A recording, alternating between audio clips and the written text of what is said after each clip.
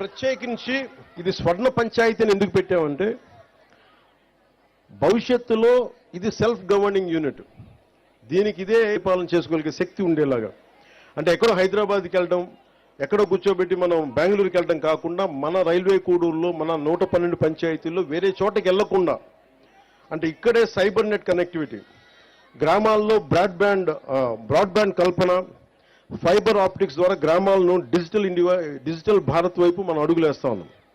ఇది విద్యార్థులకి నైపుణ్యానికి భాష అడ్డంకి కాకూడదు. నాకు ఇంగ్లీష్ తెలియకపోతే మనం ఏం చేయలేమని కాకుండా 2.7 లక్షల గ్రామాల తమ ప్రాంతీయ భాషలో సాఫ్ట్వేర్ ఉపయోగించుకునే అవకాశం స్వాతంత్ర దినోత్సవం రోజున ప్రధానమంత్రి శ్రీ నరేంద్ర మోదీ గారు కల్పించారు. దీనిని మన రాష్ట్రంలో కూడా అనేక పంచాయతీలు లబ్ధి పొందే అవకాశం ఉంది. కూటమి ప్రభుత్వంగా ఎన్నికల సమయంలో చెప్పిన పంచాయతీరాజ్ డిక్లరేషన్ ని సంపూర్ణంగా అమలు పరుస్తాం.